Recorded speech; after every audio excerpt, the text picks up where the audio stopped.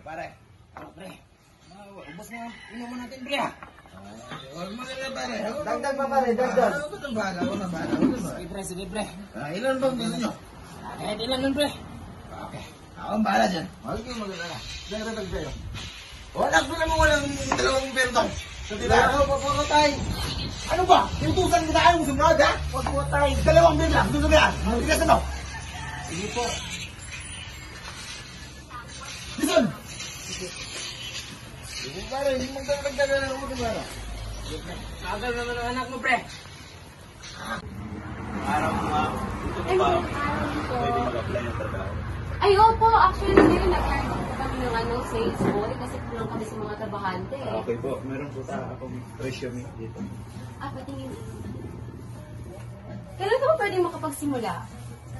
Pwede na po ngayon mo. Sige.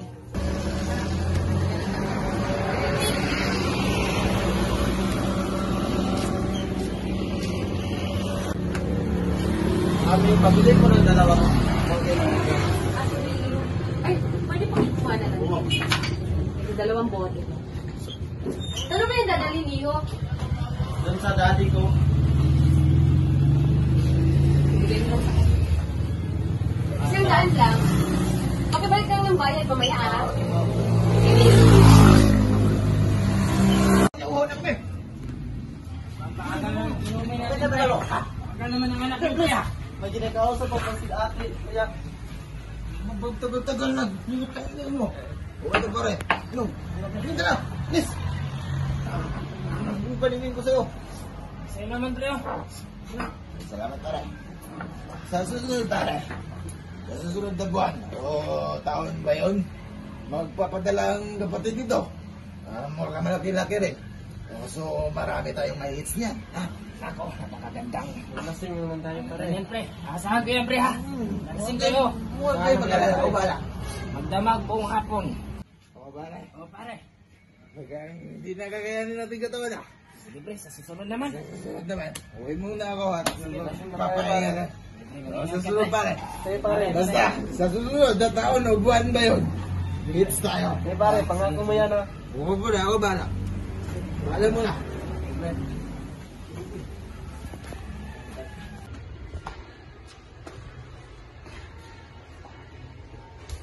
Oh, wala. Huwag na, may ka na kami dyan. Ha?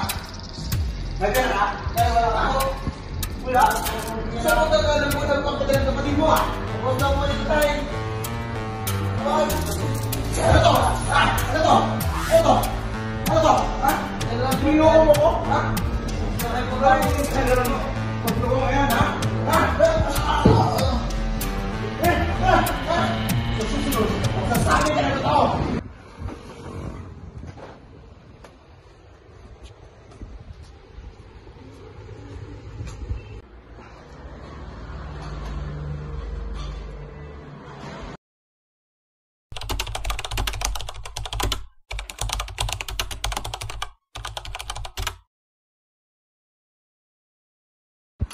Oh, anak. Tanungin mo nga yung kapatid mo kung kailan siya tagal-ulit. Opo tayo. At kung mapapadala man, pakisabihan ako, ha? Sige po tayo. Sabi ka lang to, kung ayaw mo masaktan ulit. Opo. Oh, ako yan.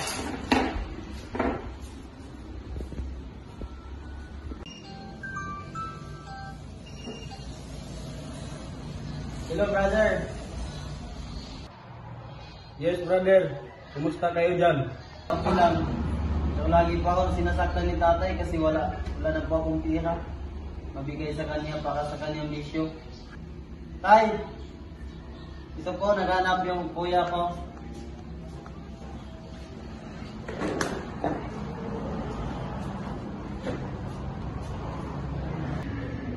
Oh, anak, kumusta? Okay lang tayo. Kayo dyan, kumusta? Abay, okay naman. Eh, tatanong ako sa kapatid mo kung kailan ka magpapadala.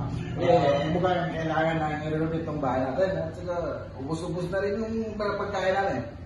Sige, tayo. Mga susunod na buwan, sasahod ko. Padala ko sa inyo. Salamat anak at malaking tulong na rin yun sa pag-araw namin. Sige tayo. Sige. Sige, mag-ingat ka dyan, ha? Saglit lang muna, tay. Bakit mo palaging sinasaktan yung kapatid ko, tay? Sino ba yung nagsabi tayo yan? Hindi naman totoo yun. Alam mo naman yung kapatid mo, medyo tanga-tanga rin. Nahulog yung dandanan, huwag kang maniwala doon. Paalam na, meron pa akong lalakarin. Alam mo naman itong buhay natin, medyo mahirap sa magsisipang muna ako dito.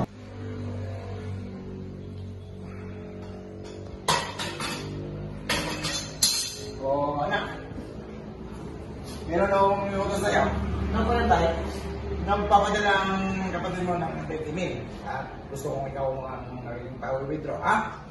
At i-withdraw mo lahat. Huwag mong kunin kahit isang kusin, ha? Sige po tayo. Sabi ka to. Ayaw masaktan.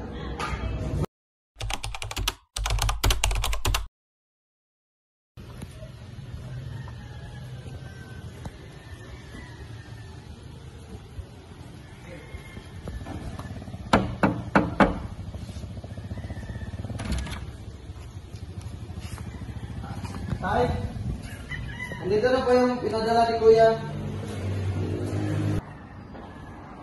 Tay, ito na po yung pera, Tay. Ba't ang tagal mo, ha? May binili po po kasi. Abay, kulang naman 2,000, ha? Saan yung 2,000, ha? Ito po, Tay, kasi mayroon po akong bibilin. Sino sabi mo meron kang bibilin, ha? Ayun! At sabi ko sa'yo, kahit isang dusin, wala kang kukunin, ha? Pinawin, ha? Okay po, Tay. Sa susunod ko, huwag matigas ang ulo kung ayaw masaktan, ha? Opo. Alis ka lang ang harapan. Pare, kumusta na yung kumpare natin si Dinder? Ang tagal niya nang nawala. Sana dumating na si Paring Dinber para may panginuman na tayo. Tagal na natin hindi nakainom, ah. Oo nga eh. Oh, pare! Pare, kumusta na pare? Kumusta na? Gusto ba ako? Wala. Kos, napakasarap yan. Ayan! Sarap ito. Ano na yan? Sarap na yan. Gabi-gabi rin to. Huwag kang magdamagan tong inumin natin, ha? Hindi magdamagan. Buong gabi. Ay, alam mo. Ngayon, simulan natin to para mas mabilis maubos. At dadagdag pa tayo. Ikaw muna muna pre. Dito, pare. Dapat. Mukhang napadalan ka yata. Sabi ko naman sa inyo, kung pupadala yung anak ko, at pagkatapos nito, alam niyo ba, pupunta tayo sa langit. Ano ba yan? Ano yan, pare? Alam niyo na yun, punta tayo sa langit, ha? Sarap niyan. Parang hiting tagumpay niyan pre ah. Alam mo, may pwesto ako, kaya huwag kayong mabahas sa pwesto. Saan, pare?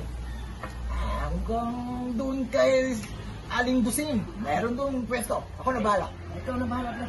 Pag-uli tayo. Huwag kayong mag-alala, hindi tayo mahuli. Ako bahala sa inyo, huwag kayong mag-alala. Marami akong dala dito. Be, shut na! Dami pa yan. Pare, ubos na yata pare ah. Parang ubos na pare. At gusto nyo na ba ang pumunta sa langit? Siyempre, gusto nyo pumunta sa langit. Ang dami-dami din ka, oh. Ha? Siyempre mo. Nakarami niya na. Ang dami. Oh, sundan nyo ako. Ako nang bahala sa lugar. Kano din, pare? Huwag ka nang magtanong. Visit na tayo. Huwag na kayo mag-ingay.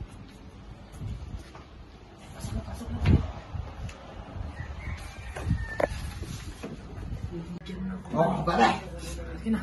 Para tayo. Huwag lang mag-ingay. Ako muna pre ah. Napakasarap nito. Lahat mabibigyan. Oh, ikaw pare. Ito lang, pare. Ito lang, pare. Madami to. Huwag kang mag-ingay.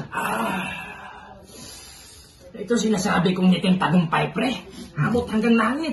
Masabi ko sa'yo, magpapadala yung anak ko. Kaya pupunta talaga tayo langit pagkatapos. Naku lang. Marami pa to. Dagdag natin. Pre, ang ganun pre. Kurang ba? Ang ba naman? Huwag mag-alala. Madami-dami ito.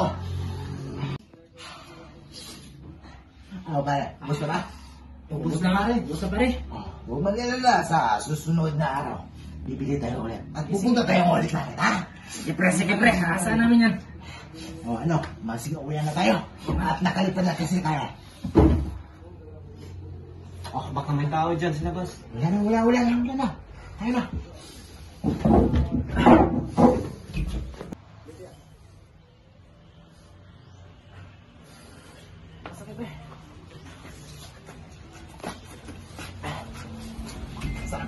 Sarap pre. Sabi ko sa inyo, diba? Salamat pare. Oh, susunod na. Sige pare, bukas. Uwi muna ako. Sige pare, ingat pare.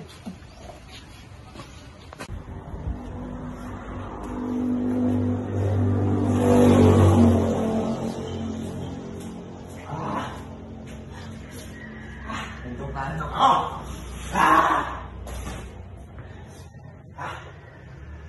Kakin ang buhay ito. Tulog ka. Hoy! Tingkano ka na kami lang! Ha? Hoy, ano ba? Hindi ka ba? Ha? Ano daw ka ba? Ayan. Ayaw mo sumunod. Ulo mo ah!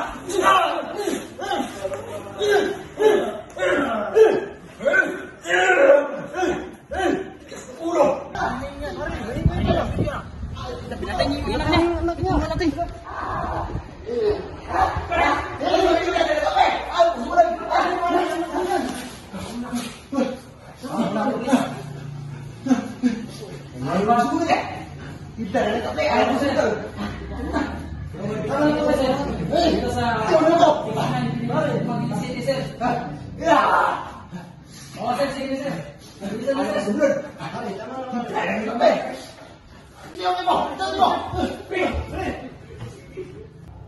Buset, buti nakarating kayo agad.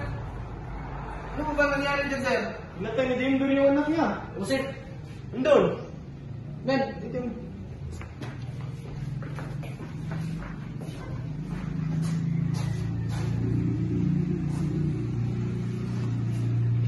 Wala na to.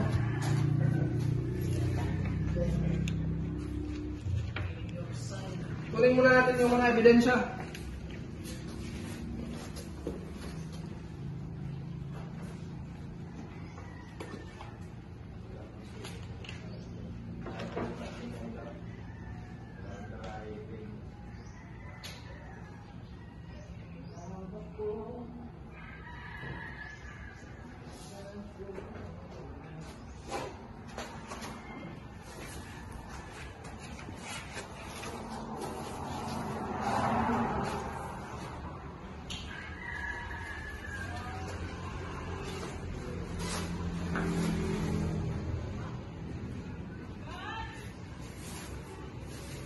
Yes, sir.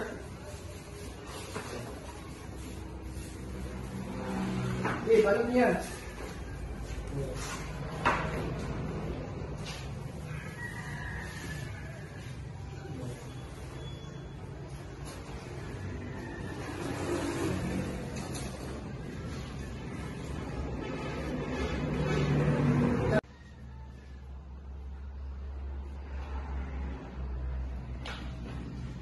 Oops! Sir! Katawa mo po yung baliwa! Wala ko dito yan, sir! Pagkit na pinatay ko kayo doon!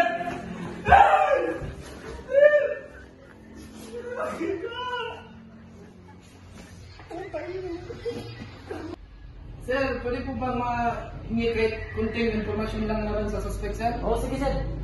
Sino ba ang ama ng biktima? Si Denver Bakiler sir. Ilang taon? 43 ata yun, sir. May asawa po ba si Denver, sir? Wala na, tagal na silang iwalay. Sige, yun lang sa ngayon, sir. Tatawag lang kami ulit pag for further instruction, sir, information. Well, kayo ang nasa time, sir, kaya importante kayo sa kaso na ito. Sige sir, sige sir. Salamat sir. Hello sir, nakita na namin si paring Denver sir. Nagiinuman sa Kamaring Dosing. Dito sa Dumaguete Street. Sige. Salamat sa information, sir. Men, maganda kayo. Okay. Sir.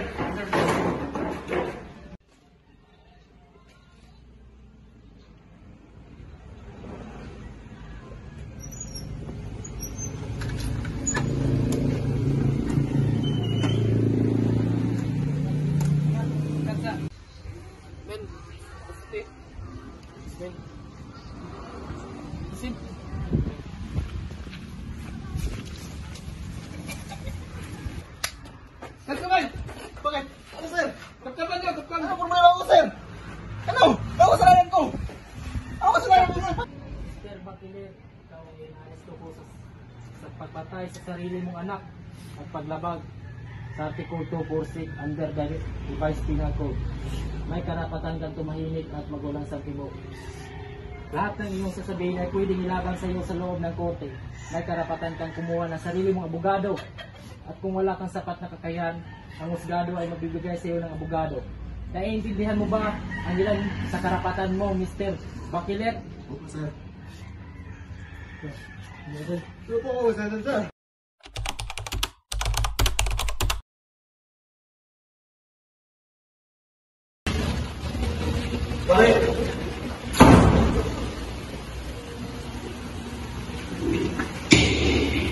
All rise.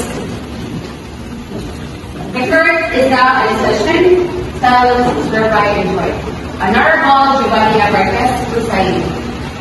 Before we start this case, let us all start with prayer first. Almighty God, we stand in your holy presence, first being judge. May now the decision bless and inspire our soul, so that what things say and do will be in accordance with your will. And let our minds strengthen our spirit and do our hearts with eternal love, wisdom and understanding, so that we can be united channels of truth, justice, and peace. And our proceedings today guide us in the path of righteousness for the fulfillment of your greater glory. Amen. Everybody sit down.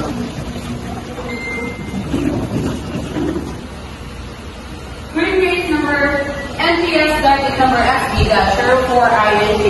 People of the Philippines versus Denver Doctor for parricide under Article 246 of the Revised Penal Code for arraignment. Any appearances? For the government, Your Honor, ready. For defense, ready, Your Honor. Is that your present? Yes, Your Honor, ready. Ready for argument? Yes, Your Honor, ready. Okay, I will be yours. What language dialect do you understand? Please, Your Honor. People of the Philippines versus Denver Bachelor criminal case number NPS docket number SB-04INQ accused Denver Bachelor commits a crime of parricide under Article 246 of the Revised Penal Code, committed as follows. That on or about 28th day of January 2015 in the city of Dumaguete, within the jurisdiction of this court, the said accused would intend to kill, dead and then their willfully and lawfully and religiously attack, assault, and use personal violence upon one Tata, 18 years old, his son, by them and there repeatedly stabbing him with a tuko knife, a sheath knife, thus performing acts of execution which would produce the crime of parricide as a consequence, but which nevertheless did not produce it by reason of causes independent of the will of the accused, that is because of the timely and able medical assistance rendered to the said Denver Bachelor which prevented his death. Do you understand the allegations of the facts? Yes, Your Honor. What is your plea? Not guilty, Your Honor. Your Honor, after having arraigned, the accused pleaded not guilty to the crime charge. Order. Since the preliminary conference to April 2, 2015 of 10 o'clock in the morning. So ordered.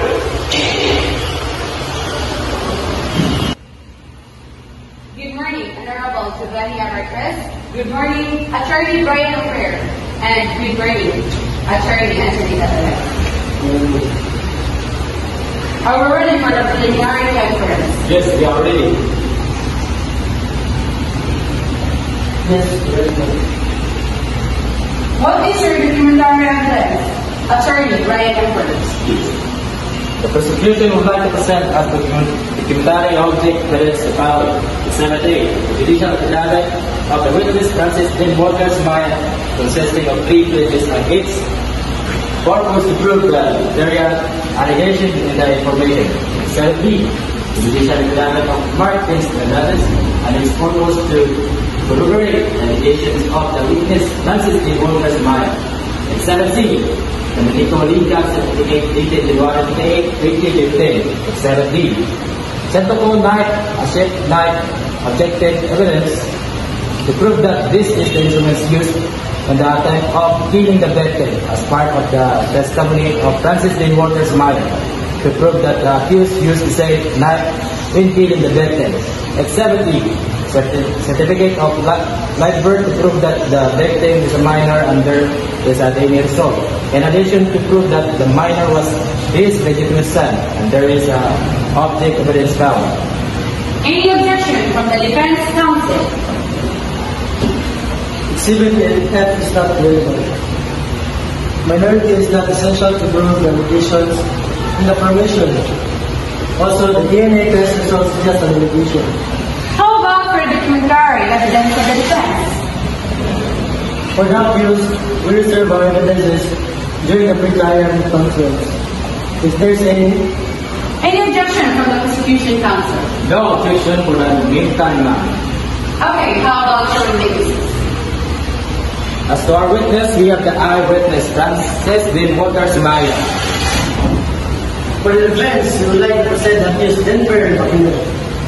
Is there a possibility of settlement, counsels? Very remote. Not possible. Stipulation of facts? The jurisdiction of the court is committed. The victim is a legitimate son of the accused and we live in one group. The victim's injury due to hacking is not admitted. Identity of the accused is admitted. The weapon used is broken glass is not admitted. Any more or other matters? As for now, we have no more things to discuss. Same here, we reserve to have additional witness and evidence during the pre-trial conference if there is any. Okay, counsels. When will be the pre-trial conference? On May 6, 2015.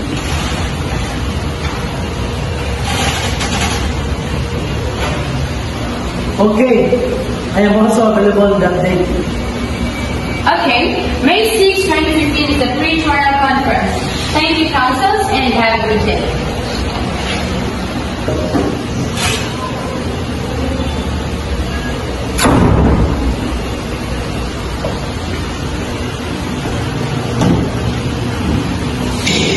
All rise. The court is now in session again. Sounds is hereby enjoined Honorable Giovanni Abarquez, presiding. Before we start the pre-trial conference, we will start our prayer first. This is the Heavenly Father, Lord, please guide us during this pre-trial conference as we have to succeed. Amen. Everybody sit down.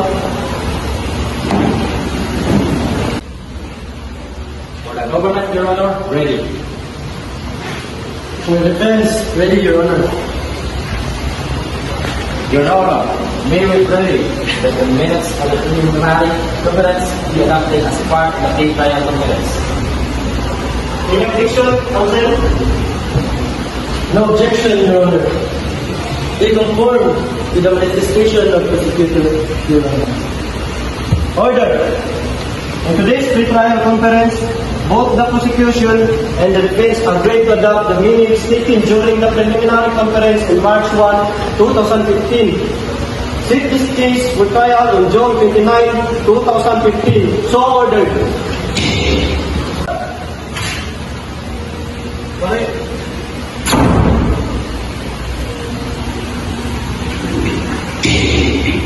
All rise. The court is now in session.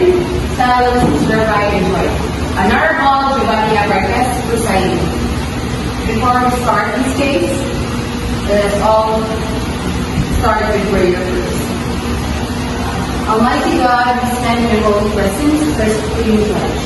We humbly beseech you, bless and inspire our soul, so that what things say and do will be in accordance before you. And let our minds strengthen our spirit and do our hearts with eternal love, wisdom and understanding, so that we can be united channels of truth, justice, and peace. And our proceedings today guide us in the path of righteousness for the fulfillment of your greater glory. Amen. Everybody sit down.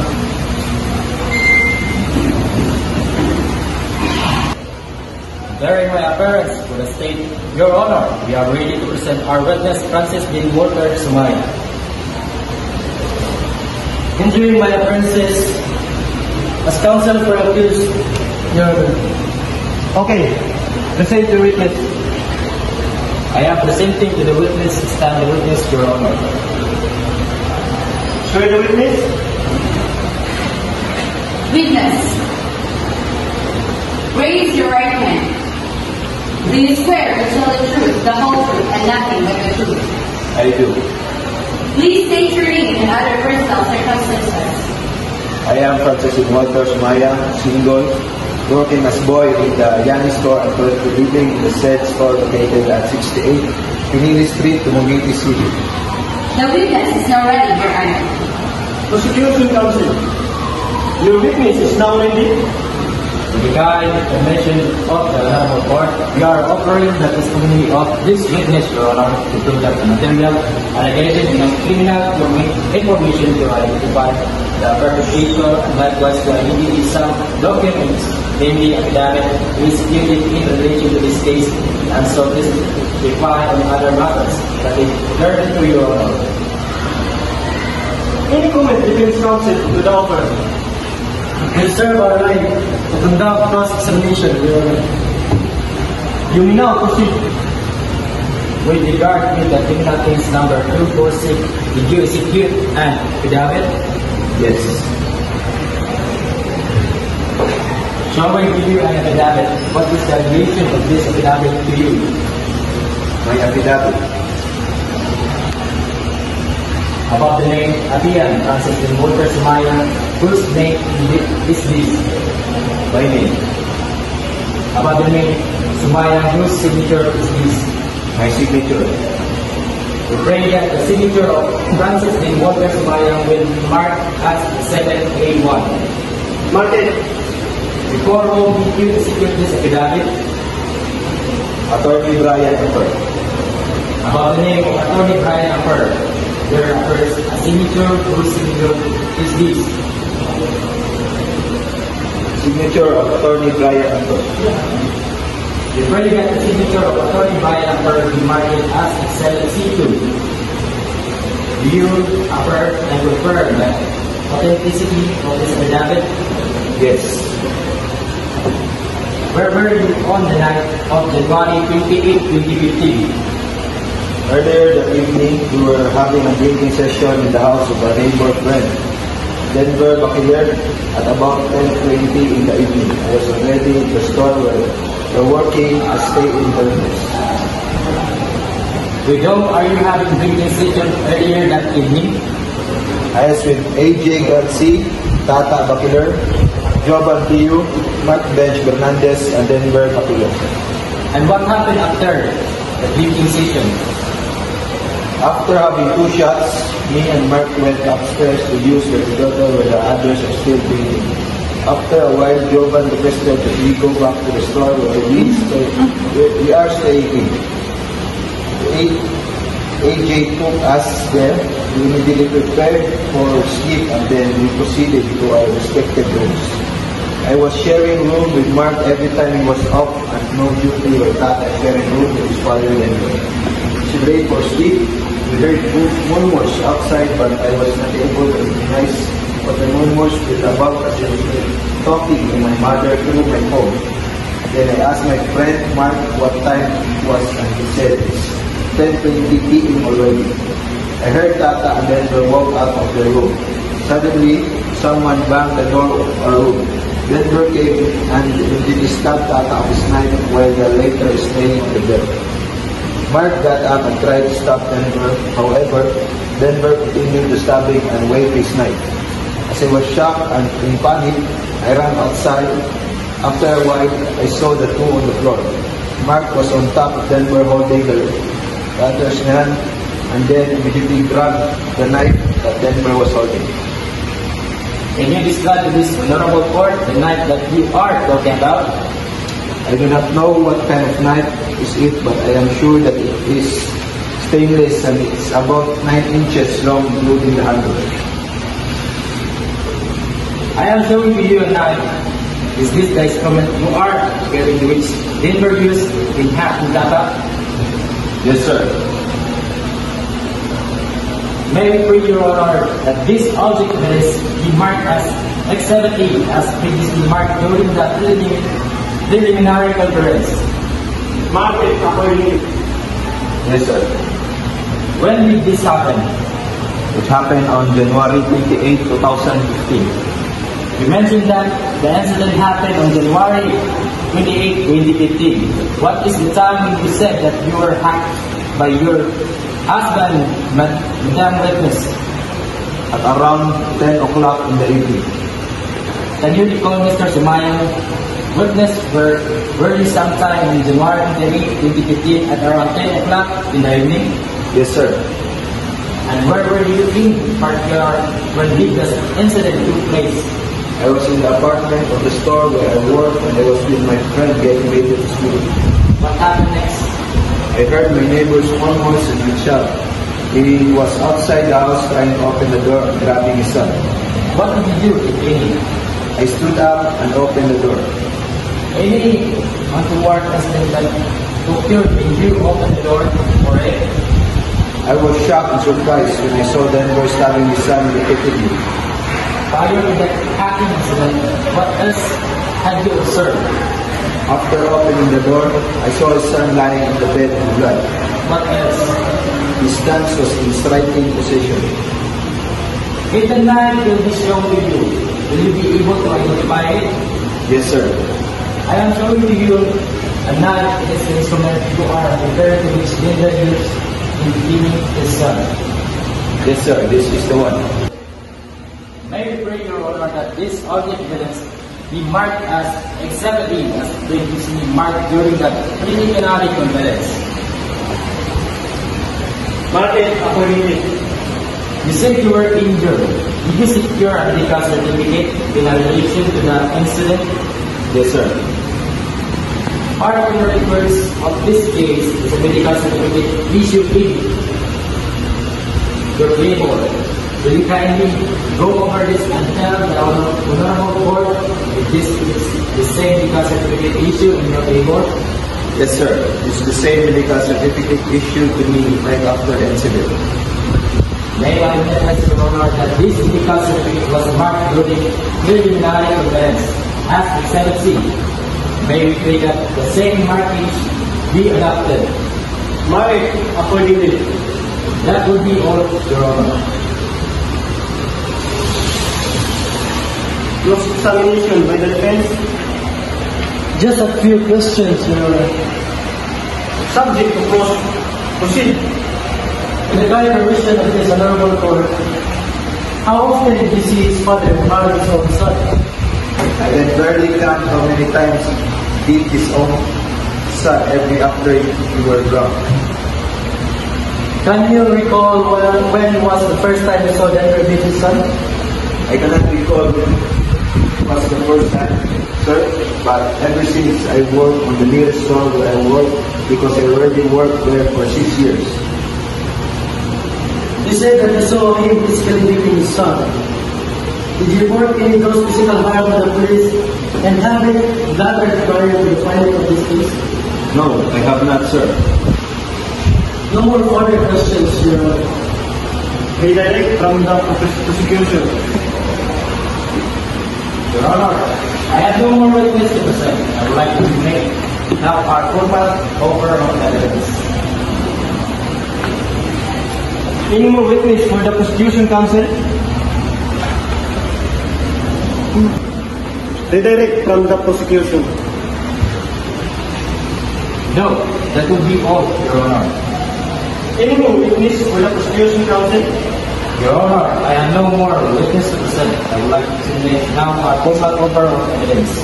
Granted, we will now formally offer your evidence now. Thank you, Your Honor. The prosecution would like to present that this preliminary object evidence the following. Exhibit A, the judicial affidavit of witness Francis T. Walker Sabaya, consisting of 3 pages and its purpose to prove the material allegation in the information. Exhibit B, the judicial affidavit of Mark Vince Vergades and its purpose to corroborate the allegation of the witness Francis T. Walker Sabaya. Exhibit C, the medical legal certificate dated January 28, 2015, Exhibit D, the simple code 9 a sheath knife object evidence to prove that this is the instrument used in the attempt of killing the victim. As part of the testimony of Francis D. Walter Sumaya, to prove that the accused used the said knife in killing the victim. Exhibit E. Certificate of plea birth to prove that the victim is a minor and there is a daily result. In addition to prove that the minor was his legitimate son, and there is an objective evidence found. With all the foregoing documentary exhibit, in addition to the oral testimony of Francis D. Walter Sumaya, the prosecution hereby respectively rests their case, respectfully submitted. Any objection from the defense? Exhibit A and A1. The sworn statement of the complainant is objected for being self-serving. Your Honor, Exhibit C. The medical certificate is objected because the doctor who is issued the medical certificate is not put to witness stand. As to other exhibits, no objection, Your Honor. Order. The prosecution counsel manifested that this has no more witness to present. The prosecution counsel offered the exhibit E, and so submarking such exhibits are admitted as prosecution's evidence, considering that these exhibits are not disqualified under the rules of evidence. Defense counsel, are you ready to present your witness this afternoon? We are not presenting any witnesses. Your Honor, we will submit the same for judgment of this honorable court. We therefore respectfully rest our case. Granted. Considering the manifestations of both counsels, let this case then submitted for decision. The parties are given 30 days from today to submit the respective memoranda to be filed simultaneously. So ordered.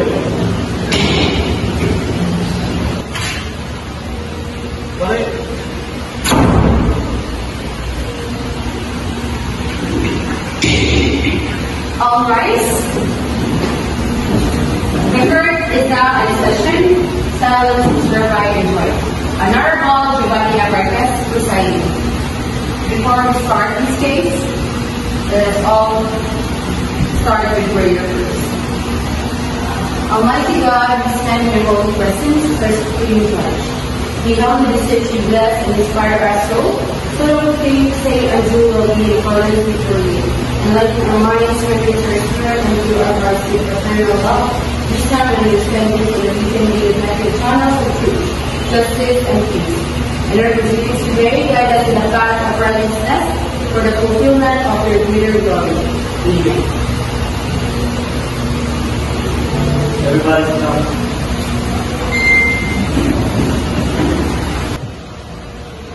Call the case. Frame case number actually the sheriff for the Giant Hill People of the Philippines versus Denver Battler for parricide under Article 246 of the Revised Penal Code for the promulgation of judgment. Appellants. For the government, Your Honor, we are ready. For the defense, Your Honor, ready. Is the accused present? He is present, Your Honor. Read the decision. May we pray, Your Honor, that only the written portion of the decision will be read. Okay. Read only the word for motion. Wherefore, premises considered, this court finds the accused, Denver Battler, guilty beyond reasonable doubt. He is hereby sentenced to suffer under the indeterminate sentence law the penalty of imprisonment 40 years of reclusion perpetual to death. The said accused is likewise directed to indemnify the complainant the amount of 50,000 as moral damages to pay the complainant in the amount of 100,000 pesos and exemplary damages in the amount of 150,000 pesos. The number of days that said accused is under preventive detention shall be reviewed in this favor. The defense did not present any evidence to prove their defense. The accused weighed his part against self-incrimination. In January 28, 2015, the prosecution orally offered the documentary and testimonial evidence. Exhibit A, 3, and its sub-markings, B and C, are admitted as prosecution's documentary evidence. That would be all.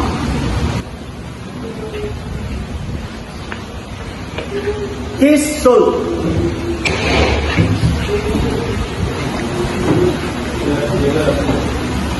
Congratulations for winning the case, Mr. Brian.